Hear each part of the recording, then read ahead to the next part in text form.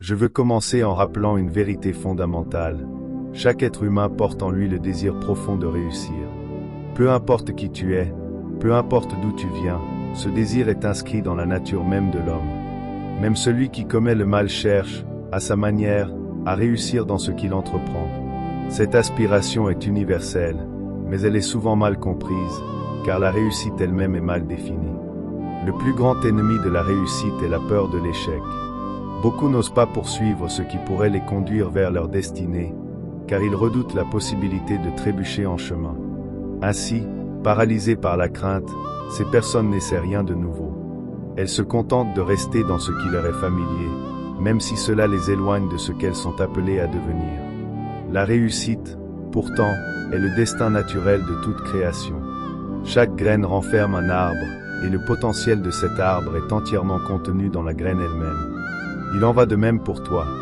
Tout ce pourquoi tu es né, tout ce que tu es destiné à devenir, a déjà été déposé en toi par Dieu. La réussite de ta vie dépend de ta capacité à révéler, à développer et à manifester ce potentiel intérieur. Il est donc essentiel de définir clairement ce qu'est la véritable réussite. Pour moi, la réussite n'est pas une comparaison avec autrui, ni une quête d'approbation.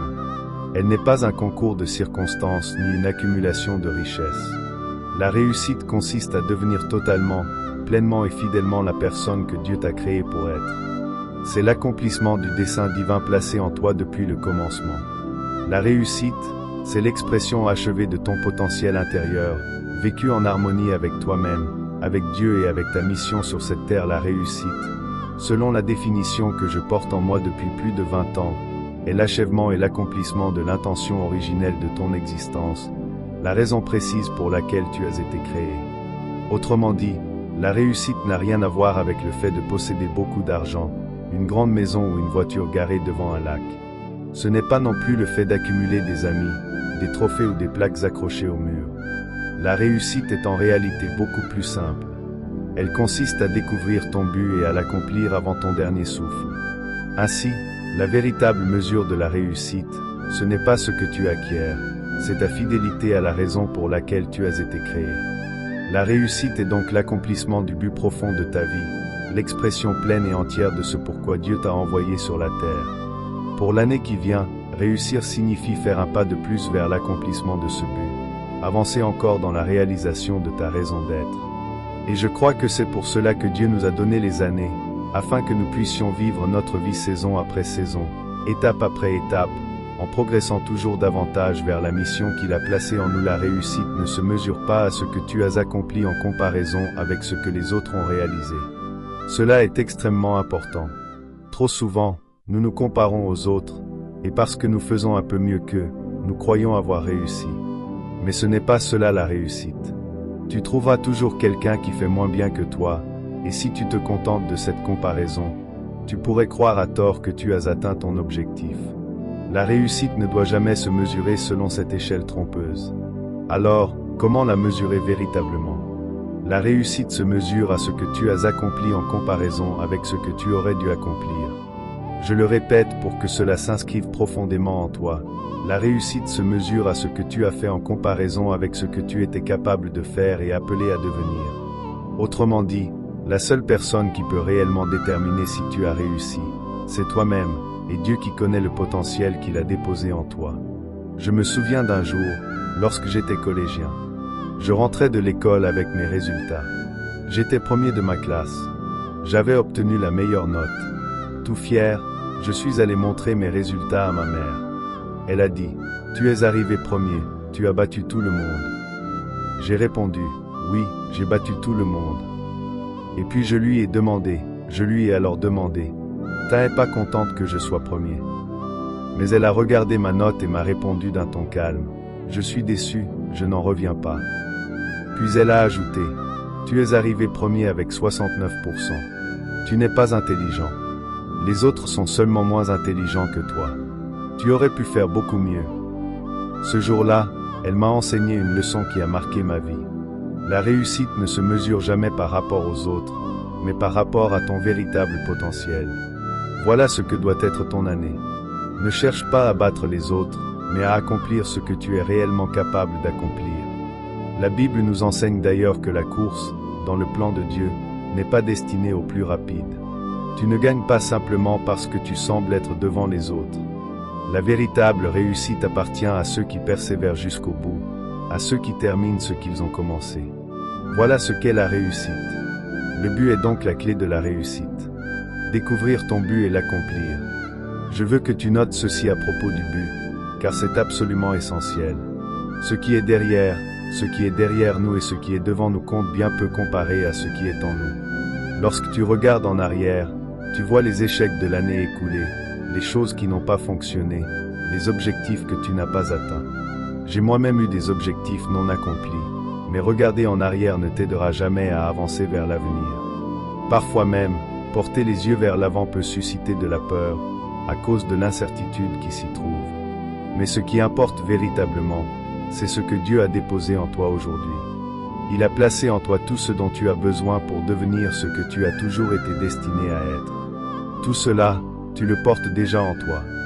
C'est pourquoi la parole de Dieu dit « À celui qui peut faire infiniment au-delà de tout ce que nous demandons ou pensons, selon la puissance qui agit en nous. » Non pas une puissance située au ciel, mais une puissance qui agit en nous. Cette puissance est déjà en toi. Alors retiens ceci. Tu as été créé avec un but et pour un but. Personne ici n'est une erreur. Personne n'est un accident.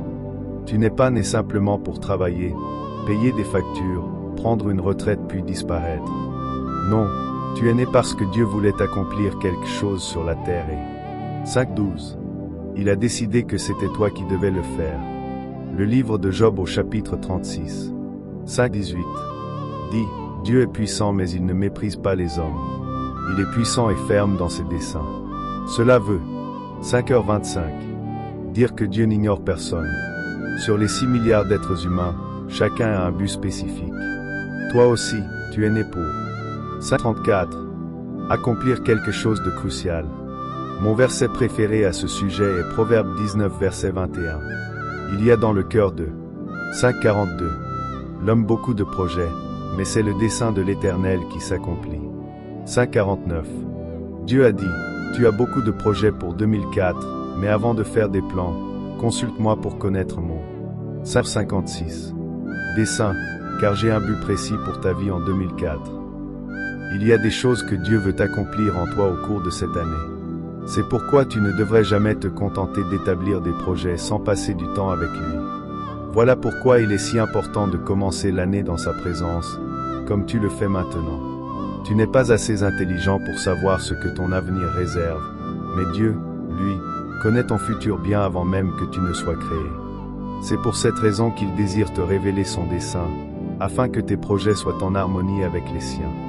Quelle tragédie ce serait de réussir quelque chose que Dieu ne t'a jamais demandé de faire. Il est effrayant d'être parfaitement réussi dans une entreprise qui n'était pas la volonté de Dieu pour ta vie.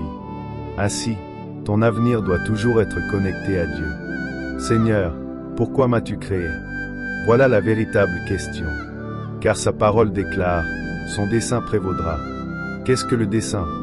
Le dessein, c'est la raison originelle de l'existence d'une chose. En d'autres termes, le dessein, c'est la raison pour laquelle une chose a été faite.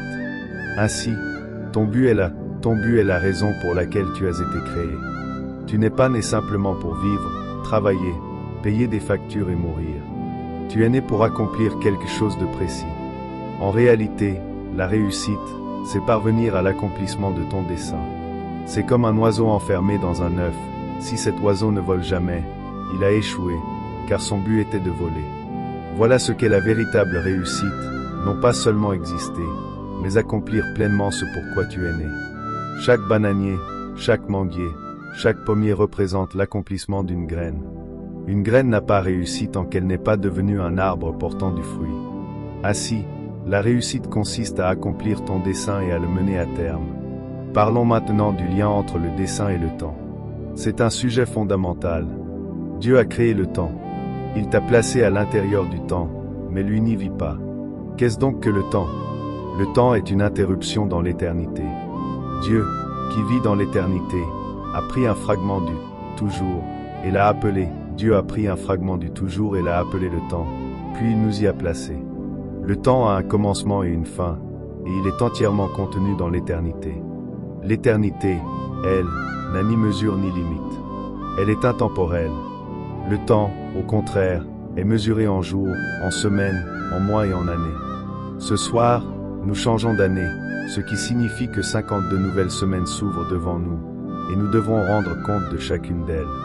Il est vital que ces 52 semaines soient utilisées pour la raison même pour laquelle Dieu nous a fait naître. Pourquoi Dieu nous a-t-il placés dans le temps? Pour accomplir notre dessein. Car le dessein est ce qui donne un sens à la vie dans le cadre du temps. Si tu ne connais pas ton dessein, ta vie perd sa signification. Tu te lèveras chaque matin frustré, en te demandant « Pourquoi suis-je là? Pourquoi vais-je chaque jour dans ce même travail que je déteste ?» Cette frustration finit par déborder sur les autres, simplement parce que ta vie manque de « Cette absence de direction est la cause profonde de bien des souffrances. » Lorsqu'une personne se suicide, elle laisse souvent une note, et presque toujours on y lit « Je n'ai plus de raison de vivre ». C'est l'une des choses les plus tristes qui soient. Mais certains se suicident lentement, en se détruisant jour après jour, en s'adonnant à la drogue, en abusant de l'alcool ou en fumant sans cesse. C'est ce que j'appelle un suicide lent. Ces personnes n'ont rien trouvé de plus important que leurs addictions. Quant à moi, si je ne bois pas, si je ne fume pas, ce n'est pas par hasard.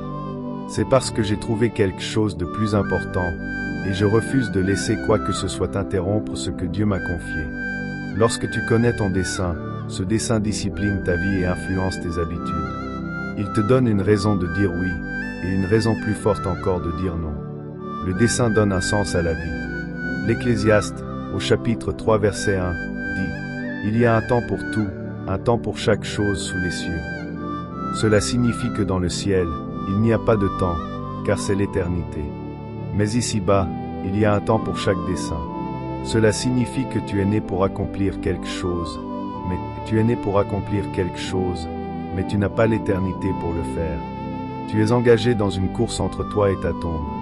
Pour ma part, mon plus grand motivateur, c'est la mort. Lorsque je réfléchis à ma propre mort, cela me pousse à travailler avec ardeur. La mort me rappelle que je n'ai pas de temps à gaspiller. La Bible déclare qu'il y a un temps pour naître et un temps pour mourir. Cela signifie que tu as un temps limité pour accomplir ta mission. Si tu meurs avant d'avoir achevé ton dessein, alors tu as été volé. C'est pour cela que Dieu t'a donné du temps, pour que tu puisses accomplir ton dessein avant ton départ. Le verset 10 de ce même chapitre dit « J'ai vu l'occupation que Dieu a donnée au Fils de l'homme. Il fait toutes choses belles en son temps. » Le mot « belle » signifie ici « arriver à maturité ». Dieu t'a donné exactement le temps nécessaire pour faire mûrir et accomplir tout ce pour quoi tu as été créé. Certaines personnes vivent aujourd'hui en temps additionnel parce qu'elles n'ont pas encore trouvé leur but. Dieu, dans sa grâce, leur accorde un délai. Rappelle-toi du roi Ézéchias. Il avait accompli son dessein, et Dieu envoya le prophète pour lui annoncer « Prépare-toi, tu vas mourir. » Mais Ézéchias supplia Dieu en disant « Je ne veux pas mourir maintenant, donne-moi encore des années. » Il insista, et Dieu lui accorda 15 années supplémentaires. Malheureusement, ce fut durant ces 15 années qu'il engendra certains des pires rois d'Israël. Voilà pourquoi il est important de mourir au temps fixé par Dieu. Si tu dépasses ton temps, tu commences à entreprendre des choses insensées. C'est pour cela qu'il est essentiel de connaître ton dessein et de maximiser le temps qui t'est donné pour la gloire de Dieu.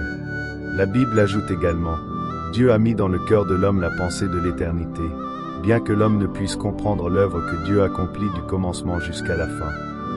Cela signifie que Dieu t'a sorti de l'éternité pour te placer dans le temps. Ton esprit est éternel et possède un dessein. Ton esprit est éternel, mais Dieu l'a enfermé dans un corps limité par le temps.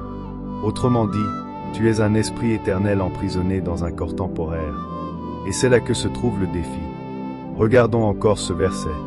Il dit aussi que Dieu a fait quelque chose que tu ne peux pas pleinement comprendre, ce qu'il a accompli du commencement à la fin. En d'autres termes, Dieu a pris le début et la fin de ta vie, il les a réunis dans un corps, puis il t'a placé dans le temps. Ainsi, tu es venu sur la terre avec ton commencement et ta fin déjà en toi. C'est très important. Cela signifie que ton avenir n'est pas devant toi comme quelque chose d'inconnu. Nous avons tendance à penser que nous marchons vers notre avenir, et c'est pourquoi nous dépendons trop des autres, des relations, des connexions ou de la faveur des gens. Mais ton avenir n'est pas devant toi, il est déjà en toi. Tu portes ta propre matière première. Voilà pourquoi ton avenir ne se tend. La valeur de la vie ne réside pas dans sa longévité, mais dans sa capacité à être donnée, investie, offerte.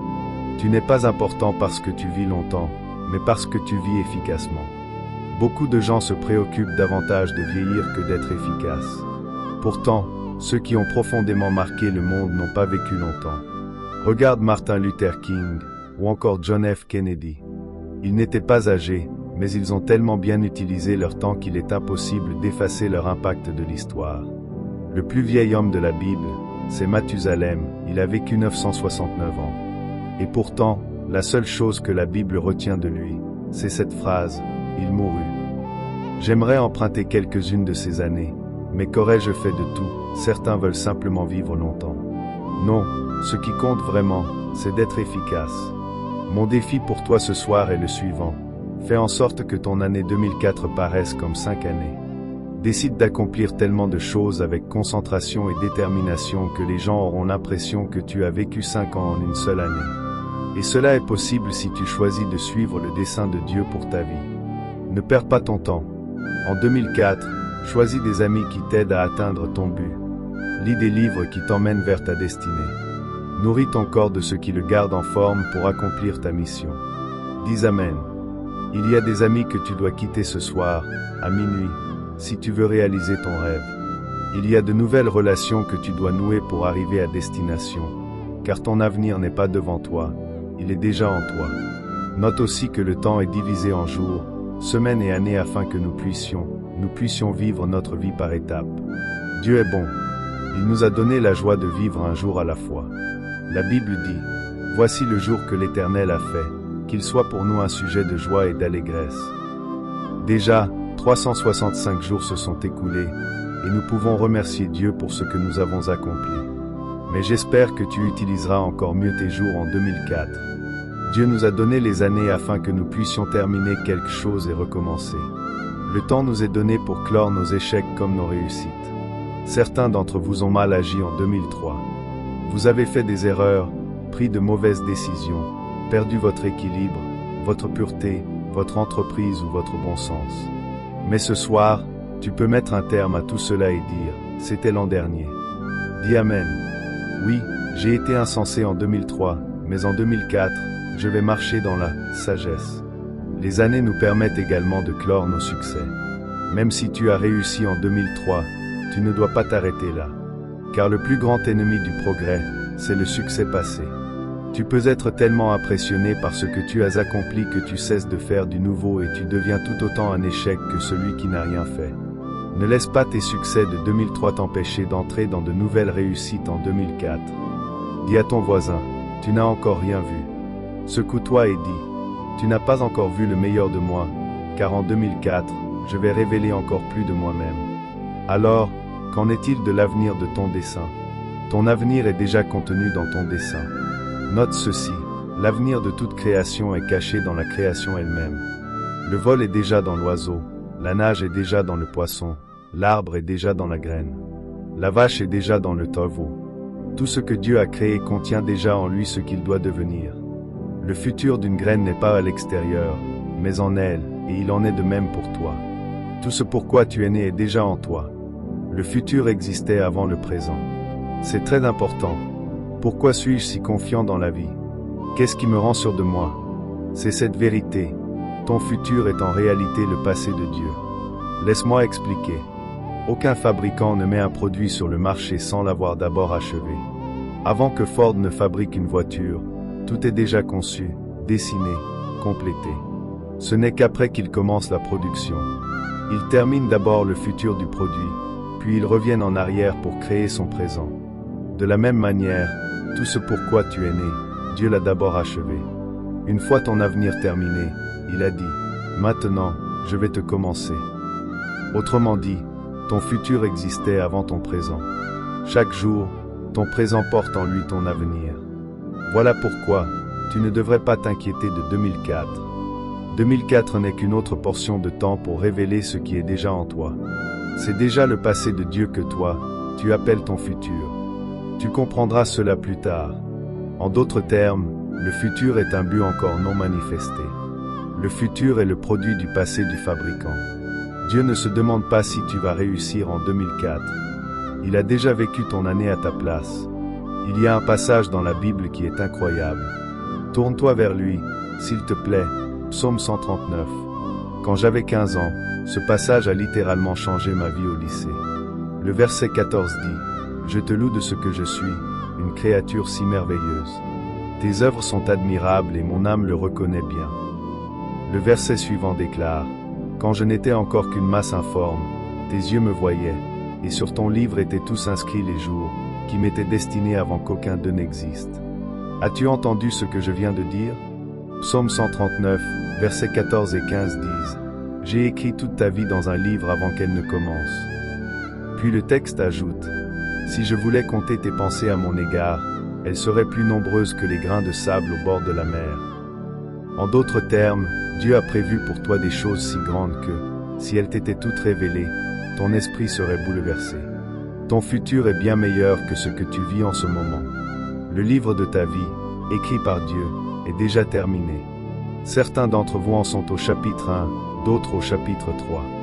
Le chapitre 4 n'est qu'un chapitre de plus dans ce livre. Ce que tu dois faire, c'est rester en contact avec l'auteur pour savoir ce qui est prévu dans ce chapitre. Amen. Tu n'es pas ici simplement pour vivre 365 jours de plus. Tu es ici pour accomplir des choses précises, cette année que Dieu a déjà planifiée. Ce qui est merveilleux, c'est que ton futur est une destinée encore non révélée. Ton futur, c'est ta destinée enfermée dans le temps. C'est ta prédestination. Le futur, c'est le chemin déjà tracé par Dieu pour ta vie. Il y a un autre passage intéressant dans le livre d'Ésaïe, chapitre 46. La Bible dit que le futur est la fin cachée dans le commencement. Ton futur n'est pas devant toi, il est déjà en toi. Tu possèdes ton futur maintenant, pas demain. Et Dieu est pleinement engagé envers ce futur qu'il a placé dans ton présent. Alors, comment traverser 2004 sans crainte? C'est simple, Dieu est engagé envers son propre investissement. Certains d'entre vous se demandent comment ils vont arriver au bout de 2004 avec toutes les factures payées, tous les besoins comblés et tout ce qui leur est nécessaire pour avancer. J'ai une bonne nouvelle. Le Dieu qui t'a donné ce cœur pour libérer Israël, Dieu ne lui a pas expliqué comment financer un peuple de plus d'1 million de personnes dans le désert. Il lui a seulement dit, « Va dire à Pharaon, laisse aller mon peuple. » Et tu sais ce que Dieu a fait? La dernière nuit, la Bible dit qu'il rendit les Égyptiens favorables aux Israélites, et ils leur donnèrent de l'or, de l'argent, des bijoux, des richesses, des animaux, de la nourriture. En une seule nuit, Dieu a financé tout le voyage. Et il fera exactement la même chose pour toi en 2004. Ne t'inquiète pas pour les frais de scolarité, les factures de la maison ou l'achat d'un terrain. Pourquoi? Parce que si c'est la vision de Dieu pour ta vie, la provision est déjà incluse dans la vision. Dis à ton voisin, ma source, c'est Dieu, et mes ressources m'attendent. 2004 est rempli de richesses pour toi. Elle t'attend. Je le répète, 2004 contient pour toi une abondance de bénédictions. Elles sont déjà en attente. Et d'ici janvier, mai, avril ou septembre, certains d'entre vous auront des témoignages incroyables. Certaines des meilleures choses vont se produire en 2004. Il y a des prières que tu as faites en 2003 auxquelles Dieu a répondu non, parce que le cadeau était réservé pour 2004. Certaines réponses que tu attendais vont enfin arriver cette année. Pourquoi? Parce que chaque chose a un temps fixé sous le ciel. J'ai entendu ce soir une parole. Une grande porte va s'ouvrir en 2004. Je le sens dans mon esprit. De grandes portes vont s'ouvrir pour toi dans cette nouvelle année. Note ceci, ton futur est plus important que ton passé. Merci Seigneur, car nos passés ne sont pas toujours parfaits. C'est une grâce que tu sois ici ce soir, même si certains d'entre vous n'étaient pas venus depuis longtemps. Pourquoi? Parce qu'ici, tu as une nouvelle chance de recommencer. Repars dans la course que Dieu t'a donnée. Amen. Tu n'as pas besoin de rivaliser avec qui que ce soit. Cours ta propre course. Ta compétition, c'est avec ta propre destinée. Découvre ton but et accomplis-le en Dieu. Écris encore ceci. Ton futur a plus de valeur que ton passé. Beaucoup d'entre nous sont tellement attachés à nos échecs passés que nous n'avons plus de temps pour entrer dans notre futur. Quelle tragédie! Je suis convaincu que ton futur est plus puissant que ton passé. Pourquoi? Parce que ton futur est encore vierge, non vécu. Tu peux en faire bien plus qu'avec ton passé, qui lui est figé. La puissance de ta vie réside donc dans ton futur. Et 2004 est plus puissant que 2003, parce que 2003 est terminé, figé, hors de portée. Toutes les erreurs que tu as commises appartiennent déjà à l'histoire. Remercie Dieu pour cette nouvelle année. Amen. Très important, Jésus est mort pour pardonner ton passé, mais il est aussi mort pour sauver ton avenir. Jésus n'est pas mort pour que tu revives ton passé. Il est mort pour que tu commences à vivre ton avenir. Il est mort parce que l'investissement est encore en toi. Psaume 57, verset 2. J'aime ce passage. Je crie au Dieu très haut, à Dieu qui accomplit ses desseins pour moi. J'aime cela. Il envoie du ciel et me sauve. Il réprimande ceux qui me poursuivent ardemment. Quelle parole! David dit, j'ai crié au Dieu du ciel qui accomplit ses desseins pour moi. Cela veut dire qu'il les accomplira. Quand il dit qu'il les accomplira, cela signifie que tu n'as pas besoin de te casser la tête ni de chercher à tout comprendre. La moitié des choses pour lesquelles tu crois devoir travailler si dur, Dieu te les donnera comme un don. Et beaucoup de choses que tu penses devoir mériter, Dieu trouvera une manière de les accomplir dans ta vie. Ce qui est merveilleux dans ce verset, c'est que tu n'as pas à t'inquiéter de l'échec, car tu ne peux pas échouer si c'est Dieu qui accomplit son propre plan pour ta vie. Amen. Ton avenir en 2004 ne dépend pas des décisions du président Bush, ni de l'Iran, ni de l'Irak, ni du cartel pétrolier, ni de l'économie, ni du tourisme. Il dépend de Dieu qui accomplit son dessein pour toi. Et Dieu possède toute la terre. Il peut déplacer des choses, bouger des personnes et réorganiser les circonstances uniquement pour accomplir son plan dans ta vie. Et je crois qu'il le fera, au nom de Jésus. Je le dis, crois que Dieu est sur le point de déplacer certaines choses, de réarranger certaines situations, et personne ne pourra arrêter ce que Dieu s'apprête à faire pour toi. Même si certains disent que ce n'est pas censé arriver, cela arrivera. Car Dieu travaille pour toi. Cela va arriver. Tu peux affronter l'avenir avec confiance, sans peur, sachant que Dieu ne me lâchera pas. Jérémie 15, verset 11, ainsi parle l'Éternel, certainement je te délivrerai pour ton bien. Waouh, j'aime ça. Je ferai en sorte que tes ennemis te supplient au temps de détresse et de malheur. En d'autres termes, quand des gens viendront contre toi en 2004, Dieu a déjà prévu la solution. Il fera même que tes ennemis deviennent tes soutiens, qu'ils financent ton avenir, même s'ils ne t'aiment pas. Prépare-toi donc à passer une bonne année en 2004. Je vois une porte ouverte en 2004. Est-ce que je parle à quelqu'un ici aujourd'hui? Où que tu sois, il y a un avenir pour ta vie, et il est déjà inscrit dans l'histoire de Dieu. Dieu ne s'interroge pas sur ton avenir. Écoute-moi bien et note ceci. Le passé n'est qu'une portion de ton avenir déjà vécu. Ce n'est pas ta vie entière. Cesse de considérer ton passé comme ta vie. Ce n'est qu'un morceau de ton avenir que tu as déjà traversé. La plus grande partie est encore devant toi. Alors 2004 est une nouvelle occasion pour toi de vivre une grande partie de ton véritable avenir sans folie. Tout le monde dit, minimise la folie, maximise la sagesse. C'est l'année où tu dois prendre le plus de bonnes décisions possibles.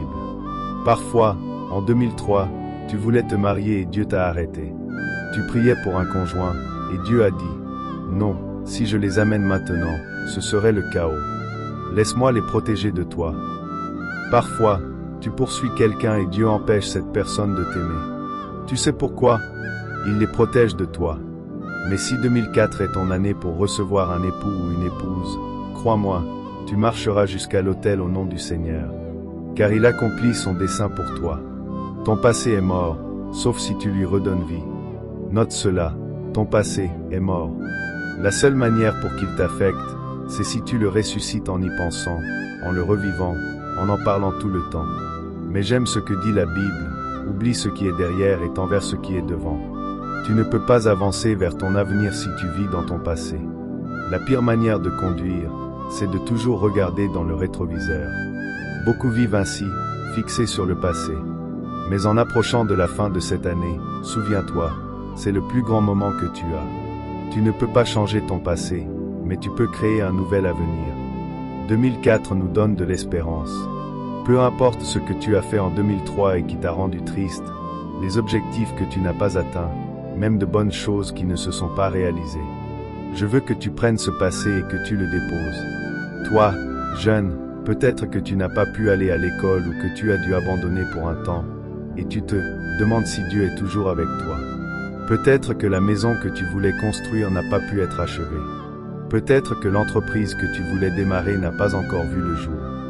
Peu importe ce que c'est, ne laisse pas ton passé t'empêcher d'avancer en 2004. Peut-être que ta relation n'a pas été la meilleure, mais tu veux recommencer. Tu veux repartir à zéro. Le Saint-Esprit est là maintenant. Le Saint-Esprit est éternel, mais il vit dans le temps avec nous. Il connaît nos sentiments. Baissons la tête ensemble. Cela coûte cher, mais en vaut la peine. Quand je marche à travers la vallée de l'ombre de la preuve, je reconnais la présence du Saint-Esprit dans une vie et sa puissance. Votre vie doit être contrôlée par ce qui est bénéfique. Ne pleurons jamais lorsque nous sommes confrontés à des défis. Nous nous tenons debout, regardons le diable droit dans les yeux et disons « Quoi que tu fasses, je suis plus que vainqueur ».